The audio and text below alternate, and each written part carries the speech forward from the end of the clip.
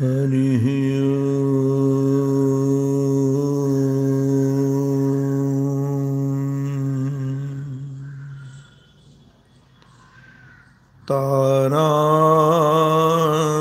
तारानायक शेखराय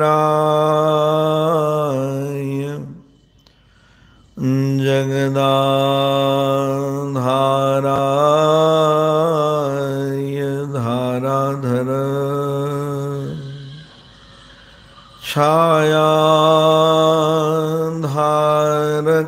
कंधराय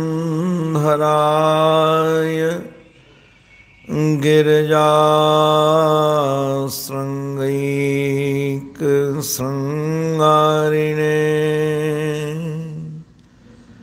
नद्यशेखरिणे दृशातिलकिने नारायणे नास्त्रिणे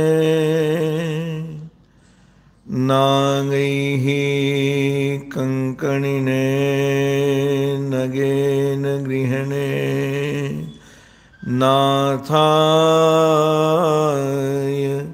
सेयन्नतिः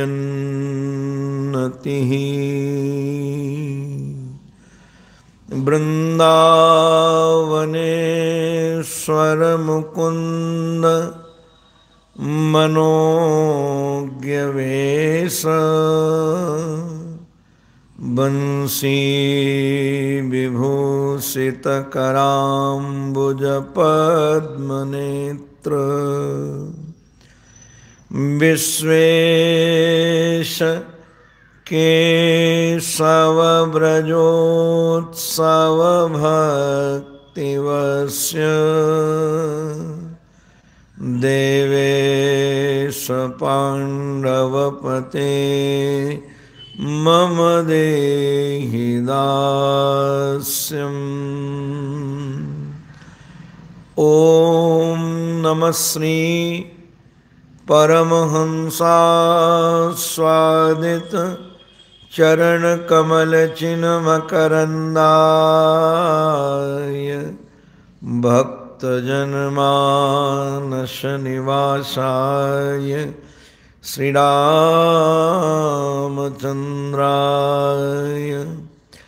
वागीशायस्य वदने लक्ष्मीर्यस्य च वक्षसि यस्यास्ते हृदये संवित् तं नृसिंहमहं भजे। गुरुर्ब्रह्मा गुरुर्विष्णुः गुरुर्देवो महेश्वरः गुरुः साक्षात् परब्रह्म तस्मै श्री गुरवे नमः। तस्मै श्री गुरवे नमः। श्रीमन्नारायण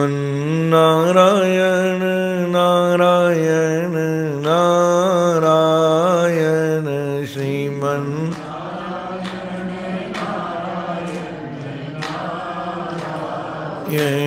श्रीमन्नारायण नारायण नारायण श्रीमन्नारायण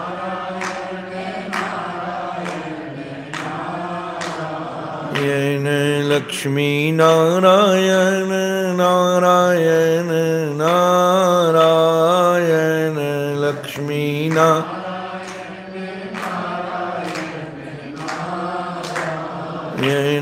लक्ष्मीनारायण नारायण नारायण लक्ष्मीनारायण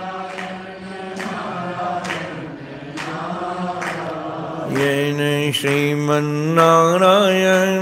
नारायण नारायण श्रीमन्नारायण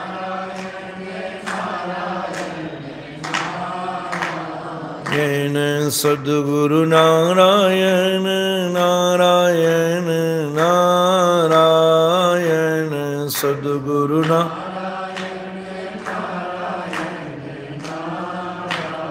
येन सद्गुरु नारायण नारायण नारायण सद्गुरु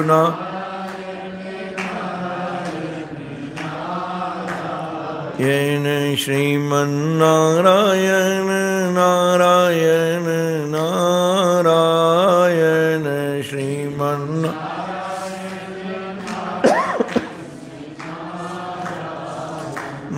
बोलो भक्तवत्सल भगवान की, सद्गुरुदेव भगवान की, श्री भाव भावेश्वर भगवान की।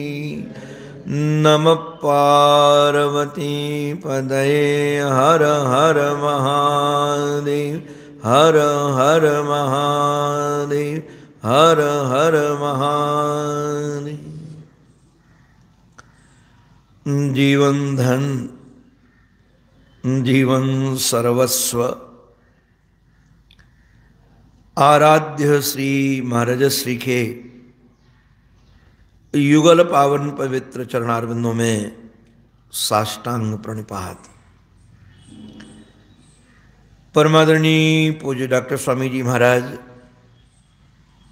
परमादरणीय पूज्य सेवानंद जी महाराज, पूज्य संत वृंद, पूज्य विद्वत वृंद, भूदेव वृंद, भगवान की कथा से अनुराग रखने वाले भक्त वृंद एवं मातृशक्ति, आप सबके रूप में अपने आराध्य की ही अनेकानेक आकृतियों का दर्शन करता हुआ आप सबके भी पावन चरणों में मैं बारंबार वंदन करता हूँ। भगवान श्याम सुंदर श्री उद्धव जी महाराज को निमित्त बना करके ज्ञान विज्ञान वैराग्य भक्ति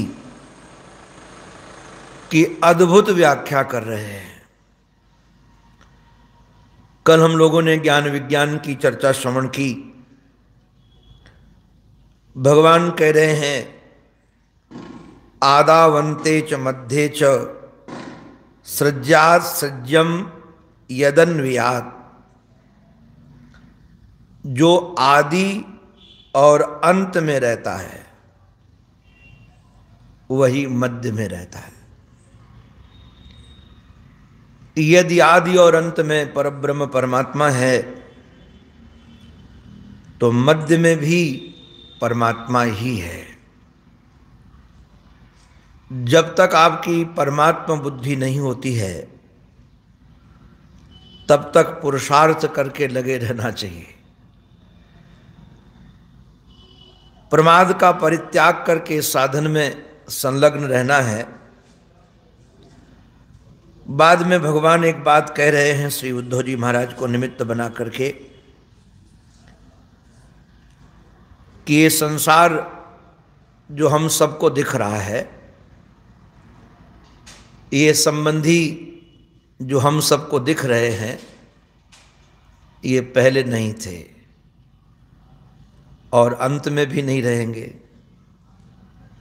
हमारे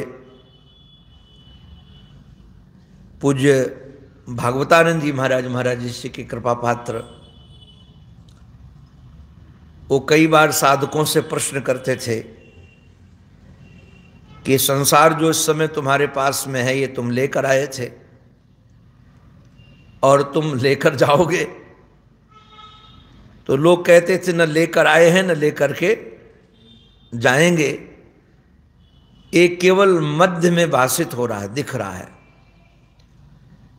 अच्छा, विलक्षणता यह है कि ये भी पहले भी हमारा नहीं था, बाद में भी हमारा नहीं होगा और है मध्य में भी हमारा नहीं। केवल भ्रांति हो गई है कि वस्तु मेरी है, ये व्यक्ति मेरा है। भगवान श्री उद्धव जी महाराज को कहते हैं श्रुति ही प्रत्यक्ष मेति हम मैतीह मनुमानम चतुष्टयम। ये 4 प्रमाण हैं किसी वस्तु को जानने के लिए। एक श्रुति प्रमाण है, दूसरा प्रत्यक्ष प्रमाण है, तीसरा प्रमाण जो ऐतिह्य प्रमाण कहते हैं, ये महापुरुषों के द्वारा प्रमाणित, और चतुर्थ प्रमाण है अनुमान। अब आप देखेंगे संसार के बारे में जो श्रुति प्रमाण है, कई प्रकार की श्रुतियां आपको पढ़ने को मिली। नेह नानास्ति किंचन, हमारे श्रीधर स्वामी पाद लिखते हैं, वैराग्य माह श्रुतिरिति द्वाभ्याम। ये वैराग्य के लिए विचार करने लायक है। क्या विचार करने लायक है कि श्रुतियां कहती हैं नेह नानास्ति किंचन, न यह यहाँ जो आप देख रहे हैं नाना नहीं है। एक हमारे महात्मा कहते थे, है ये मामा किंतु दिखता ये नाना है ये मामा किंतु ये दिखता नाना है। तो मैंने पूछा कि मामा कैसे? बोले मामा माने माया का, है माया का और दिखता ही अनेक है, नाना माने अनेक। तो यहाँ अनेक है नहीं, है एक ही, किंतु में जो अनेक में एक में अनेक की भ्रांति है, ये है नहीं अनेक, केवल ये भ्रांति है। तो जो अनेक दिख रहे हैं जगत में, नाम रूप स्थान आदि, ये सब के सब है नहीं। तो जब श्रुतियां कहती हैं नहीं, तो जो है नहीं वस्तु, ये उससे राग करोगे तो मिलेगा क्या? दुख के अतिरिक्त तो कुछ मिलने वाला नहीं। अरे भाई, कोई वस्तु हो उसके लिए आप प्रयास करो, राग करो तो मिलेगी भी। आप चाहे कितना इसको प्रयास करो कि प्राप्त करने का, संसार आज तक किसी को प्राप्त हुआ नहीं और प्राप्त होने वाला है नहीं। बीच में प्राप्त हुआ, जैसा भले दिखते वो कितने दिन के लिए। इसलिए श्रुति की बात मानना है कि उसके अतिरिक्त कुछ है नहीं। इसलिए आत्मा के प्रेम के अतिरिक्त, परमात्मा के प्रेम के अतिरिक्त कहीं प्रेम करने लायक है नहीं नाना वस्तु में। और प्रत्यक्ष के विषय में तो हम देख ही रहे हैं। क्या देख रहे हैं? प्रत्यक्ष पटादि कार्य तंत्वादि व्यतिरेकेण न। श्रीधर स्वामी पाद इसका अर्थ करते हैं कि प्रत्यक्ष में आपको भले कपड़ा दिखता है, आपको देखने में पट दिख रहा है कार्य के रूप में, किंतु पट में जो ताना और बाना है, तंतु धागा है, यदि धागा निकाल लिया जाए तो पट नाम की कोई चीज होगी? अगर आपके कपड़ों से धागे निकाल लिए जाए, मानो हमारे पास ये छोटा सा टॉवेल है, हम कहते हैं कि अच्छा भाई आपको टॉवेल बहुत अच्छा लग रहा है, तो इसके हम धागे निकाल लेते हैं और टॉवेल आप ले जाओ।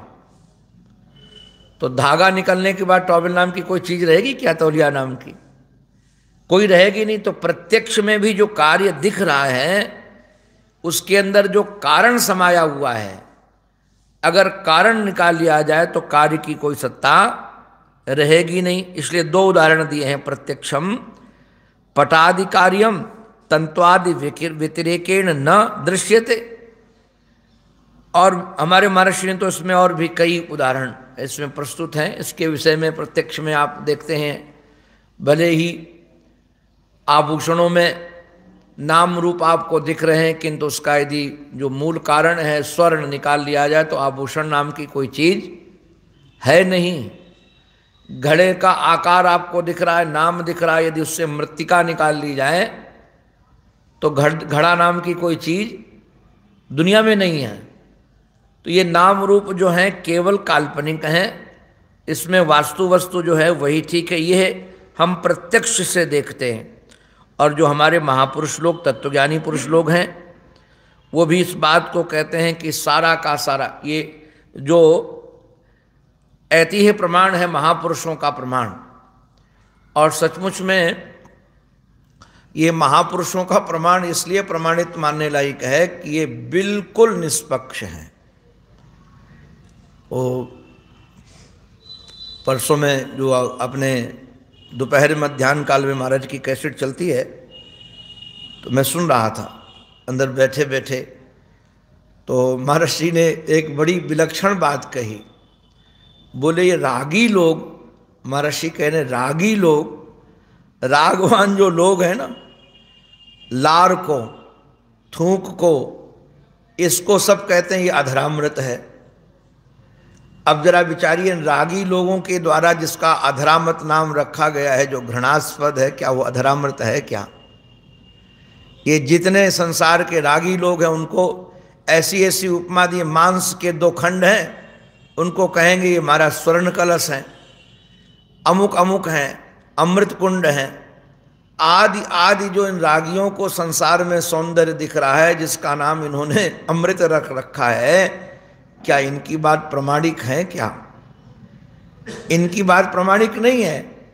तो प्रमाणिक बात किसकी होगी? महापुरुषों की प्रमाणिक होगी, क्योंकि महापुरुष लोग जो बात कहेंगे अपनी दृष्टि से देख करके, वो राग से नहीं है, वो बिल्कुल राग से नहीं है। वो हम लोगों के यहाँ गांव में कई बार हंसते थे, जो दादा दादी हैं वो पोते को खिला रहे हैं। अब पोते को खिला रहे हैं और पोता कुछ पहना नहीं है, छोटा बच्चा है, ऊपर उछाल रहे हैं, उसने लघुशंका कर दिया, लघुशंका कर दिया, मुख में ही लघुशंका कर दिया। अब उसको हटाते भी नहीं है रागवान, इधर उधर कहे कि भाई क्या बात है, क्यों नहीं हटा रहे हो? तो कहते पूत को मूत प्रयाग को पानी।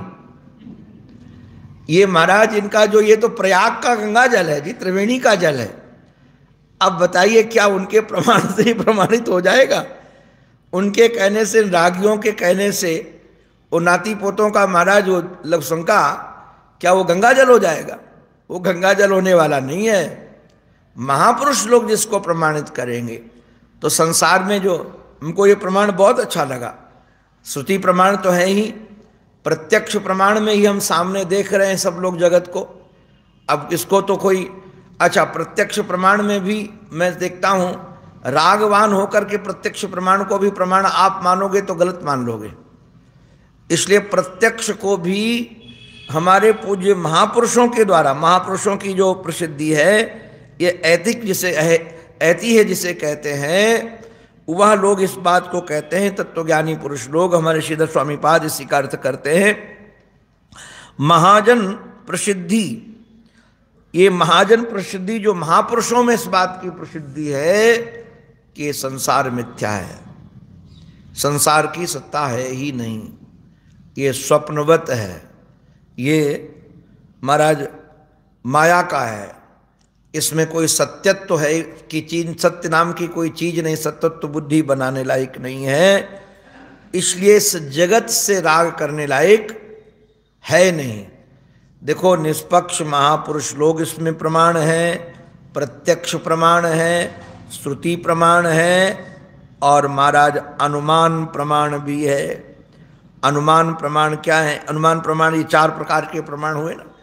तो हमारे श्रीधर स्वामी पाद इसको अर्थ अनुमान प्रमाण का खोलते हैं कि जो अनुमान प्रमाण है ना महाराज, वह अनुमान प्रमाण ऐसा है जैसे सीप में जो चांदी की भ्रांति होती है, सत्य तो लगता है ना, सीप जो है उसमें जो चांदी जैसा रंग है, दूर से देखने के बाद ऐसा लगता है कि महाराज ये चांदी पड़ी, किंतु चांदी होती नहीं है। जैसे आकाश में नीलिमा है, देखने में तो ये लगता है अनुमान कि महाराज पीला है, कि तो अनुमान से देखा गया क्या कि ये नीला नहीं है बिल्कुल रंग।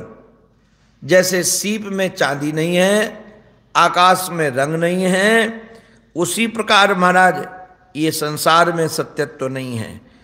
इसलिए इसमें करना क्या है? प्रमाणेशो अनवस्थायान विकट। महाराज इसको देख करके जो विचारवान लोग हैं, ये विवेकियों के पुरुषों के लिए हैं, ये ज्ञान अविवेकी के लिए नहीं है।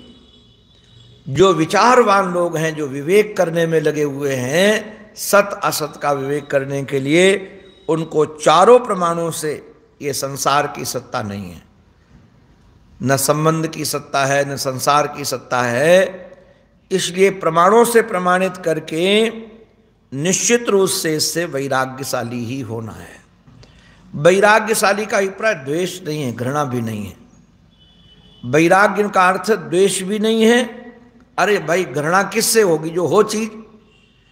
द्वेष किससे होगा? जो हो, और जो है ही नहीं उससे क्या घृणा करना है, उससे क्या द्वेष करना है? तो घृणा द्वेष का नाम वैराग्य नहीं है।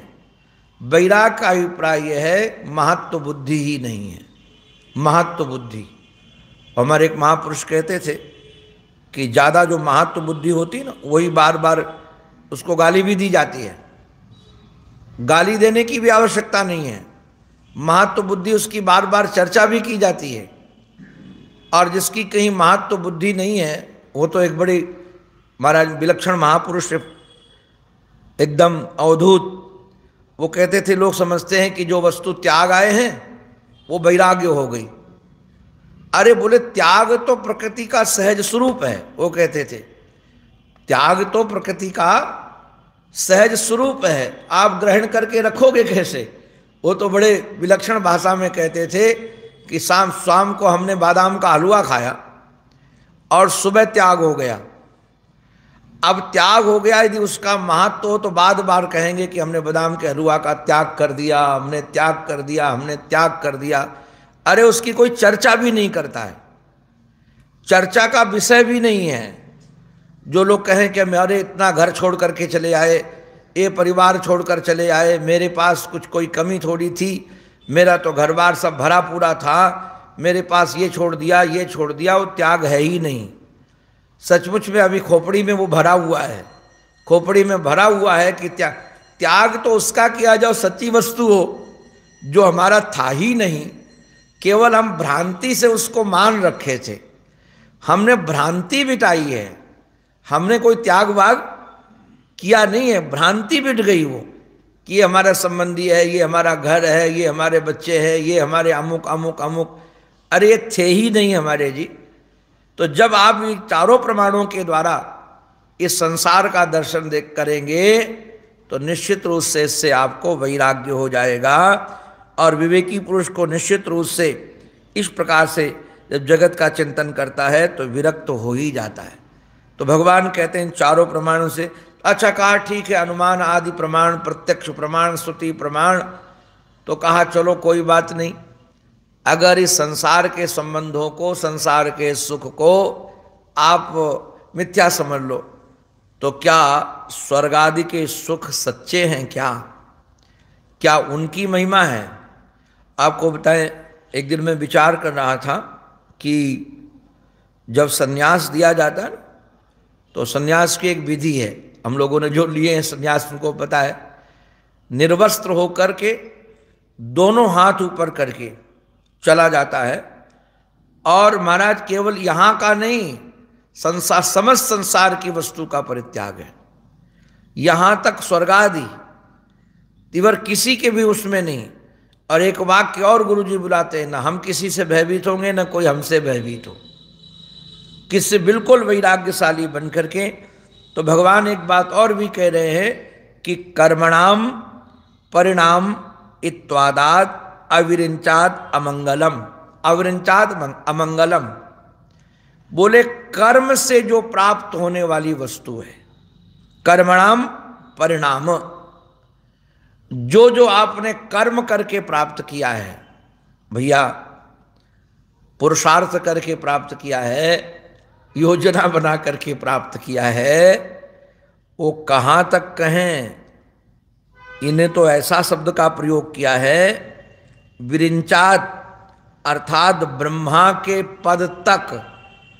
ये स्वर्गलोक से इंद्र से बड़ा पद ब्रह्मा पद है, ब्रह्मा का पद, वो वहां तक। अच्छा ये नहीं कहा, वो कहते हैं अमंगलम, ये सब अमंगल है जी, अमंगल। अमंगल माने अमंगलम नश्वरम पश्चेत, ये अमंगल है हमारा, नश्वर है, इसमें कोई सच्चाई नहीं है। ननु वेदोक्त स्वर्गादि सुखाशयान विरज्येत त्याह कर्मणमिति। ये स्वर्ग आदि का जो सुख है, श्रीधर स्वामी पाद कहते हैं, उसको महाराज से उपराम होने के लिए श्लोक में कहा अविरंचाद ब्रह्मलोक पर्यंतात्, जो ब्रह्मलोक पर्यंत तक जो पद है, सुखम सुखम अमंगलम दुख रूपम नस्वरम चपस्येत। अमंगलम माने दुख रूपम। देखो भाई, किसी वस्तु को, किसी स्थान को, स्वर्ग आदि हो चाहे व्यक्ति आदि कोई पद आदि हो, उसको प्राप्त करने के लिए व्यक्ति प्रयास करता है। और पहले से यदि पता चल जाए कि ये वहां पहुंचने पर दुख देगा, तो आप जरा विचार करो, उसको पाने का कोई प्रयास करेगा? और एक महात्मा तो हमारे कह रहे थे कि बहुत खुशबूदार खुशबू आ रही, सुगंध आ रही हो, और देखने में खीर अच्छी दिखती हो, खुशबू भी हो, केसर पड़ा हो, मेवा पड़ी हो, और सब कुछ अच्छा है, कोई किसी उसको बता दे कि सब स्वादु होने के बाद भी इसमें जहर पड़ा है, तो खाने का मन होगा। कोई खिलाना भी चाहे तो लगेगा अरे खिला देगा तो मर जाऊंगा, नहीं खाएंगे। ऐसे जबरदस्ती कोई देना चाहे तब भी नहीं लेंगे। तो जैसे पता हो कि उस स्थान पहुंचने पर वो रम्य तो लग रहा है, रम्य स्थान लग रहा है, लोक दृष्टि से लगता रहे ब्रह्मा जी बन गए, ब्रह्मा जी बन गए, या अमुक जी बन गए, अमुक जी बन गए, किंतु ये पता हो कि निश्चित रूप से उसमें दुख है। अमंगलम माने दुख रूपम। वहां पहुंच जाने के बाद दुख रूप है। अच्छा, दुख रूप स्वर्ग आदि क्यों है? क्योंकि वहां भी ईर्षा है, स्वर्ग आदि में भी ईर्षा है, और वहां भी न्यूनाधिक सुख भोग भी हैं। किसी के पास जो ज्यादा अच्छे कर्म करके जाता है स्वर्ग, उसको ज्यादा सम्मान मिलता है, उसको ज्यादा भोग मिलते हैं, उसको ज्यादा अच्छी गद्दी पर बैठने को मिलता है। तो अब जिसको नहीं मिलता है उसको कष्ट होगा, क्योंकि वहां भी एक कोई समता नहीं कि एक ही जैसे सब लोग रहते हों, सबको एक जैसी सुविधा हो। तो रागत द्वेष तो वहां पर भी है, और जहां रागत द्वेष की अग्नि जलेगी वहां कहां से शांति मिलेगी? कोई भी पद क्यों ना हो, ये राग द्वेष की अग्नि दिल में जल रही है। राग ठंडी आग है, वो भी आग है, ठंडी आग है, और द्वेष गर्म आग है। आग ठंडी आग से, हमारा हमने तो देखा है, गर्म वाली आग से ज्यादा ठंडी आग ज्यादा खतरनाक है, वो बहुत ज्यादा खतरनाक है। तो राग भी दुखदाई और द्वेष भी। और दूसरा क्या होगा, क्यों उसमें गड़बड़ मामला है? बात यह है कि आप चाहो या न चाहो, एक समय के बाद वो छोड़ना पड़ेगा। तो भोग भोगने का, सुख भोगने का जो अभ्यास हो जाता है, आपको बताएं, सम्मान भोगने का भी अभ्यास होता है। अब यदि सम्मान भोगने का अभ्यास हो गया तो सम्मान न मिलना भी अपमान लगता है। किसी ने अपमान अपना किया नहीं है, केवल उसने सम्मान हमको दिया नहीं है, अब हमको लगता है हमारा अपमान हो गया। अब ये भी सम्मान भोगने का कष्ट है। उसने हमारी बात, हमने कई बार देखते हैं जिनकी घरों में चलती बहुत है, सब उसके लोग मानते हैं, और जैसे जैसे बुढ़ापा आने लगता है तो अपने आसपास वाले नहीं मानते, घर वाली नहीं मानती, तो उसको लगता है अभी तक तो हमारी चलती रही और अब हमारी चल नहीं रही है, उसमें भी कष्ट है। हमारा जो ऐसे उसमें डिप्रेशन में जाते हुए लोगों को देखा है, क्योंकि उसका अभ्यास हो गया कि सब लोग हमारी बात माने, सब लोग हमारे इशारे पर चले, सब लोग हमारे अनुकूल रहें। तो ये जितनी चीजें हैं ये करें, कर्मणाम परिणाम, जो कर्म के द्वारा परिणाम मिला है, पद मिला, स्थान मिला, आपने योजनाबद्ध जो पहले से तैयारी की है, अरे कहाँ तक कहें। ये छोटे छोटे पदों की तो बात छोड़ दीजिए, छोटे छोटे, आज मैं चिंतन कर रहा था कि महर्षि हमारे परमार्थ निकेतन में थे, तो परमार्थ निकेतन में शायद सदानंद जी महाराज ने, एक वहाँ बड़े अच्छे महात्मा थे, सदानंद जी महाराज उनका नाम था, और हमसे तो बहुत स्नेह करते थे स्वामी जी के नाते। तो सदानंद जी महाराज ने ये बात महाराज जी को कही कि आपकी कृपा से अमुक शंकराचार्य बन गए, आपकी कृपा से। तो महाराज जी वहाँ छत में थे, हमको बताया किसी ने, जिस महापुरुष ने चर्चा भी साहब महाराज उसमें भी, तो महाराज जी ने हंस करके कहा, हमारी कृपा होती तो विरक्त बने होते, शंकराचार्य नहीं बने होते। हमारी कृपा होती तो विरक्त बने होते, शंकराचार्य नहीं बने होते। तो मैं विचार कर रहा था कि अब साधु समाज में तो इससे बड़ा पद कोई नहीं है, इससे बड़ा पद कोई नहीं है। साधु समाज में सबसे बड़ा पद वो शंकराचार्य भगवान का है, और बहुत आदरणीय पद है, भगवत स्वरूप पद है व्यवहारिक दृष्टि से। किंतु महाराज जी की चित्तवृत्ति में उस पद का भी महत्व तो नहीं है, महत्व तो वैराग्य का है, महत्व तो ब्रह्म विचार का है। वहाँ निंदा की दृष्टि से नहीं देखना है कि कह दें कि अरे महाराज, अच्छा कई बार क्या होता है, जो पद हमको नहीं मिलता है हम उसको कई बार कहते रहे निंदा। महाराज जी को तो देने के लिए घूम रहे थे शंकराचार्य को भगवान का पद, किंतु उन्होंने लिया ही नहीं।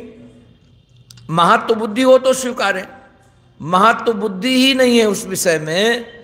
तो ये जो वैराग्य की बात है, इसलिए महाराज विपश्चिन नश्वरम पश्चेद अदृष्ट माने दृष्टवत, भगवान कह रहे हैं कि उद्धव विवेकी पुरुष को चाहिए। विपश्चिन शब्द का प्रयोग किया है, नश्वरम पश्चेद, इसको नश्वर समझ करके। कई बार क्या होता है, पद तो मानो कुछ दीर्घ काल तक रहे भी, किंतु अपने पद के लायक ही नहीं रहते। अब क्या करोगे, पुण्य समाप्त हो गया तो पद खाली करना पड़ेगा। और हमको लगता है कि जो मिला है वो छूटे नहीं, जो मिला है। हम तो महाराज कई बार देखते हैं कि हस्ताक्षर करने का भी स्थान मिलता है, वो भी हम छोड़ना नहीं चाहते। हमको लगता है कि हस्ताक्षर से ही हमारी गरिमा है। ये भी एक मान्यता है कि हम अगर चेक में हस्ताक्षर करना छोड़ देंगे तो निश्चित रूप से फिर हमारी कोई बात नहीं मानेगा, हमें को समझे, हमारी पकड़ चली जाएगी। ये भी एक भ्रांति ही है। और सचमुच में त्याग ना आ जाए तो पकड़ तो शिथिल हो जाती है, किंतु लोगों का आदर और बढ़ जाता है। विवेकी पुरुषों का आदर, ये संसारियों का आदर तो कोई आदर है नहीं आपको। इसलिए जो तीसरा प्रमाण था महापुरुषों का प्रमाण, इसलिए उसमें हमको बहुत आनंद आया कि संसारियों का प्रमाण तो क्या प्रमाण है।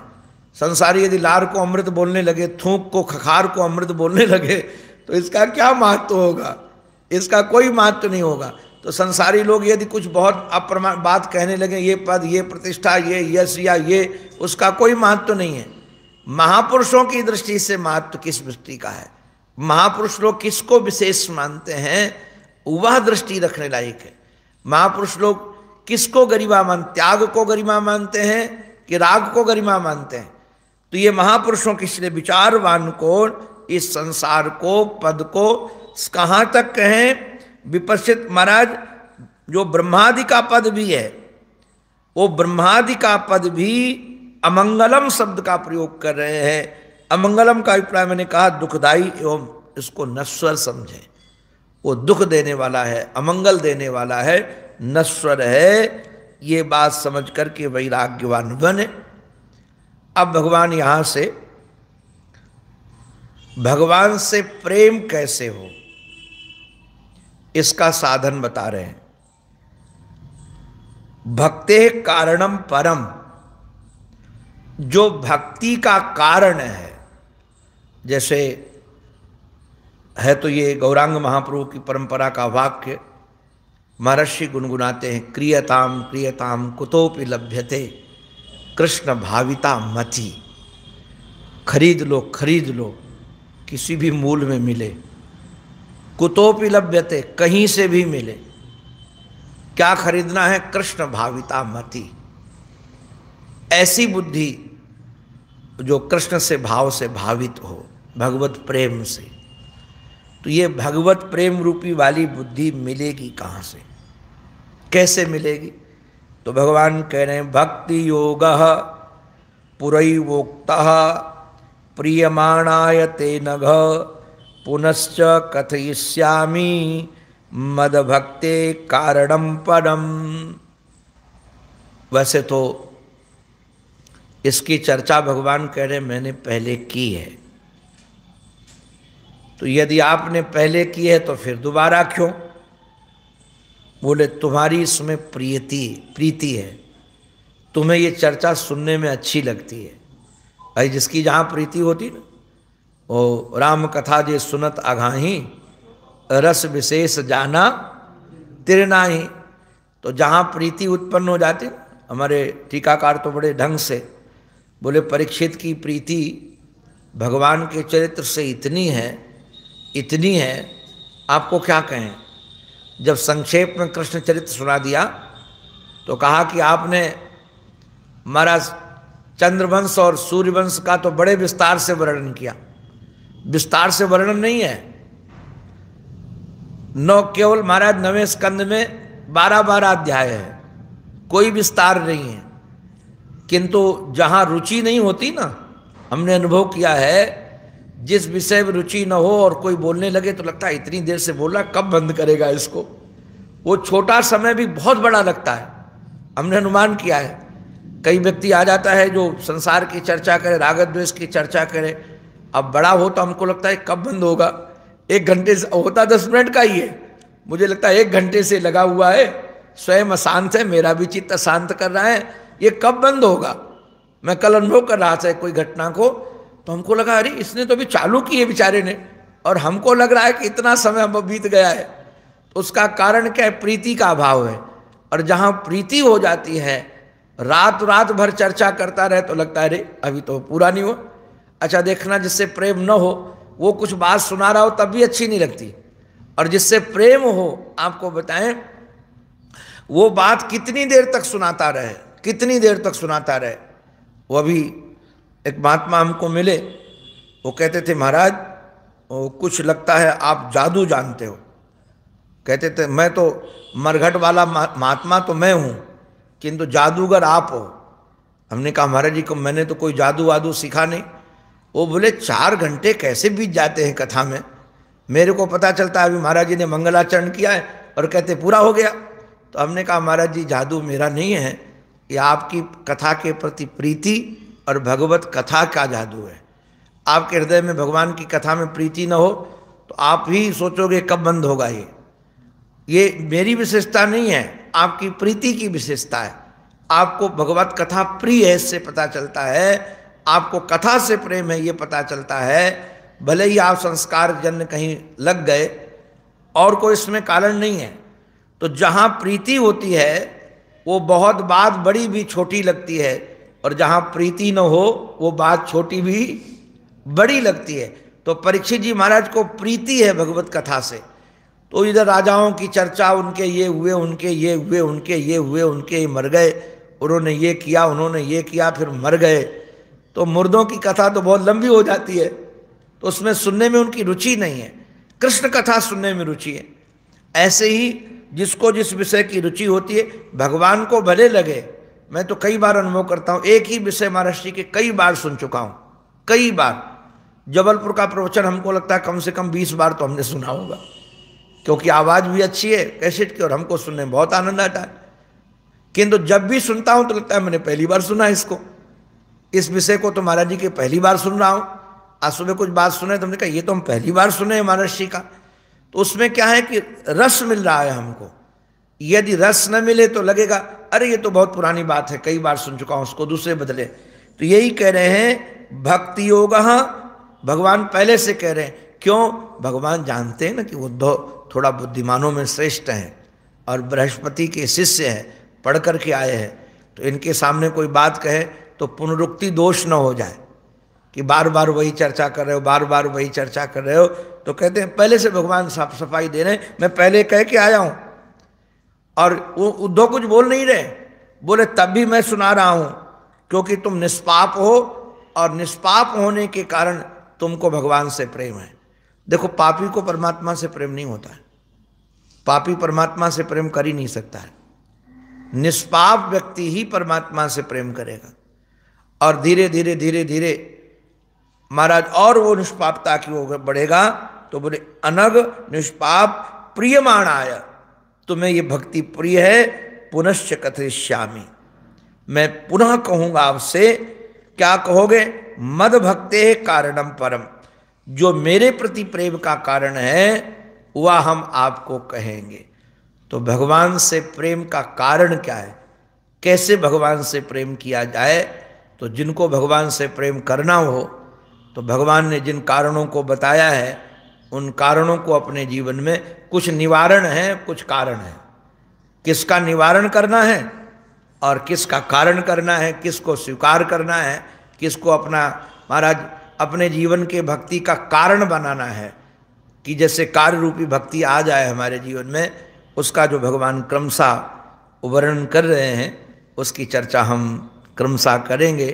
अंत में अपने आराध्य के पावन चरणों में हमारी यही प्रार्थना, हमारी मति, हमारी रति, हमारी गति एकमात्र आराध्य के चरणों में बनी रहे।